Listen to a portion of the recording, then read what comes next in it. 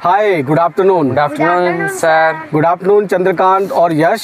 तो यश और चंद्रकांत ने मुझसे अभी पूछा है कि सर हमारे शरीर में प्रोटीन हमें क्यों चाहिए, यानी कि प्रोटीन की ज़रूरत हमारे शरीर में क्यों होती है। ठीक है, तो देखो प्रोटीन जो है ना उसकी बहुत ज़रूरत होती है हमारे शरीर में। ठीक है, और प्रोटीन जो है ना वो मुख्य यानी कि मेन जो हमारे न्यूट्रिएंट्स होते हैं, पोषक तत्व होते हैं, कार्बोहाइड्रेट, विटामिन जैसे। ठीक है, उसी की तरह प्रोटीन भी एक बहुत ज़्यादा जो है हमारे न्यूट्रिशन का मुख्य घटक है, यानी कि बहुत इंपॉर्टेंट पोषक तत्व है।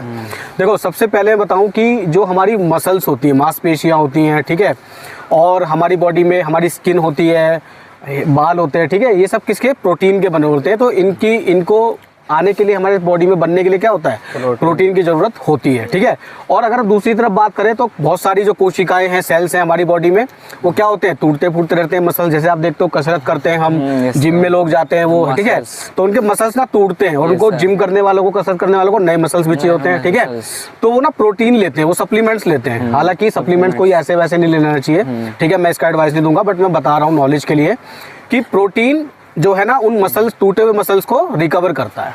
ठीक है, टूट फूट को क्या करता है, मरम्मत करता है। ठीक है, क्योंकि प्रोटीन अमीनो एसिड्स पर जो है वो बॉडी को देता है, और अमीनो एसिड्स जो है वो मसल्स बनने के लिए बहुत इंपॉर्टेंट होते हैं। ठीक है, और जो तीसरा पॉइंट है ना वो है हमारी बॉडी में एंटीबॉडीज।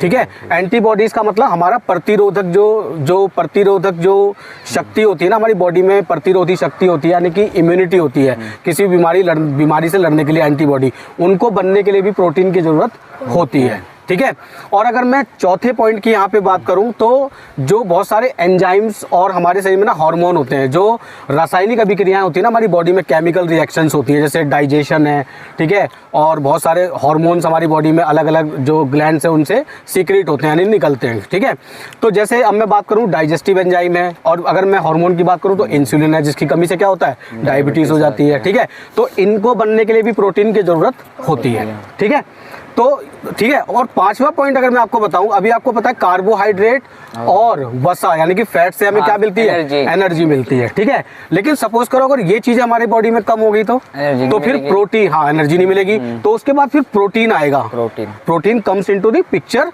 कि वो फिर वो एनर्जी देना हमें शुरू कर देगा। यानी कि अगर कार्बोहाइड्रेट ना हो और फैट ना हो, हमारी बॉडी में लो हो, तो फिर प्रोटीन की एनर्जी हमारा शरीर लेता है। ठीक है, तो ये 5 पॉइंट है इंपॉर्टेंट, ठीक है, जो प्रोटीन की जो है आवश्यकता को, इंपॉर्टेंस को हमारी बॉडी में बताते हैं। वैसे तो बहुत सारे हो, मैंने मेन जो है आपको 5 बता दिए। ठीक है, तो उम्मीद है कि आपको समझ में आ गया होगा। ठीक है, तो मुझे उम्मीद है कि हमारे और भी ऑल व्यूअर्स को ये और समझ आ गया होगा।